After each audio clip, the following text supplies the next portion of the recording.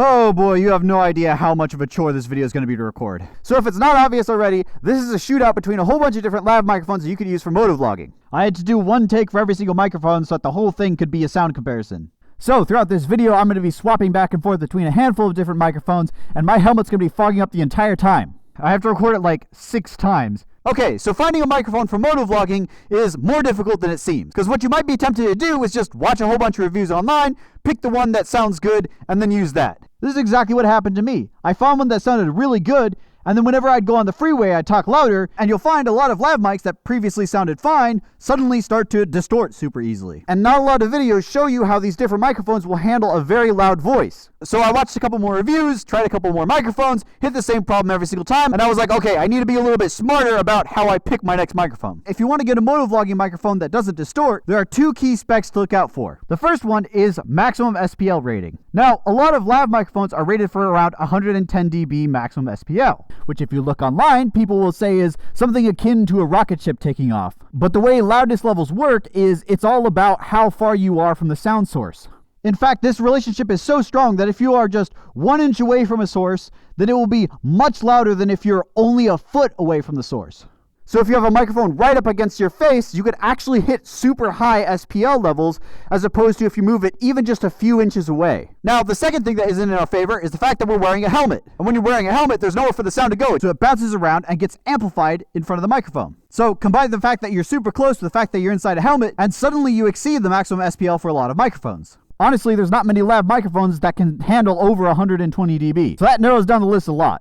Now, the second spec that's important is something called sensitivity. This is how sensitivity works. If you have a fixed sound level coming into a microphone, a high sensitivity microphone will have bigger electrical signals coming out of it. A lower sensitivity microphone will have smaller electrical signals coming out of it. Now, this is important because when you start to near the maximum SPL of a microphone, you could be sending really big electrical signals into your camera. Depending on what you're recording with, it may or may not be able to handle those super big electrical signals. So you kind of need both of these things. A low sensitivity microphone that can handle high SPL. Now, unfortunately, finding both of those specifications for a microphone isn't always a walk in the park. And if you start looking for microphones that meet both of those requirements, you'll find this one. But this microphone is hundreds of dollars, and I'm not about to spend hundreds of dollars for a motovlogging microphone, but it probably works pretty well. The other one you'll find is the Pulson PL4, which is so cheap that you might wonder if the specs are even accurate. I had the same question, so I figured why not try it? But it turns out, in practice, this actually seems like it's accurate information. So then why is the title of the video, you can't buy the best microphone? So what I like to do is I like to run my microphones in stereo. One of the microphones is inside my helmet. The other microphone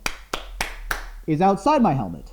This means that I get a separation between what's happening outside of my helmet and what's happening inside my helmet. But the Pulson PL4 is a mono microphone. So that means I can only have it inside or outside my helmet. So you can tell that I clearly have one microphone inside my helmet and one outside my helmet. How did that work? One of the ways you can achieve this is using something like this. This is a stereo breakout cable. It allows you to take 2 mono microphones and then join them into one stereo microphone. But here's the problem. You have this adapter and all the cable to deal with for both of your lav microphones now. So I did the obvious thing and I made my own microphone. Well, not exactly. I got 2 of the Pulson PL4s, cut them to the appropriate lengths, and then soldered them to a stereo TRS jack. Yes, this was an absolute nightmare. It took hours and I hope I never have to do it again. But now I have the perfect motovlogging microphone. The cables are just the right length. It's in stereo, so I can have one microphone outside my helmet and one microphone in, and the microphone in particular can handle the loudness of my voice inside my helmet. So honestly, most of the reason I'm even talking about this part is because some company out there might see this video and might decide to do exactly this. And then we'd have the perfect motovlogging microphone.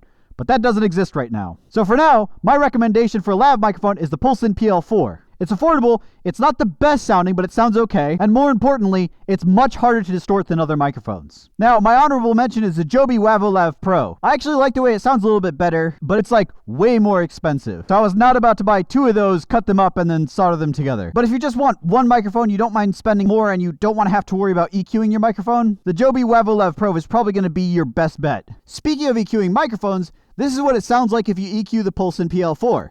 Now, I know I could have showed all the other microphones if they're EQ'd as well, but that's kind of beside the point of this, because a lot of those other microphones were distorting, and you can't really undo that. So I'd much rather start off with a undamaged recording, and then shape the tone of it a little bit, than start with a microphone that has better tone, but is distorting all the time. But I understand that EQing can be difficult for a lot of people, so just want to put that out there. Also, since you made it this far in the video, I might as well explain a couple more details about the exact setup that I'm using. I'm recording every single one of these microphones into a DJI Osmo Action 5 using DJI's official microphone adapter. Also, I've turned off automatic gain control and I've set the input gain to negative 20 dB for every single microphone. So the number you're seeing on screen is how much the microphone was boosted in post. So that's all for me. Hopefully this was helpful. If you like this video, please share it. That's kind of the only important thing for videos like this. I don't care about likes, and don't bother subscribing if you like this video because I'm not going to ever do another video like this again. It was a lot of work and I'd much rather re-out riding my bike. At any rate, this has gone on long enough. I'm done.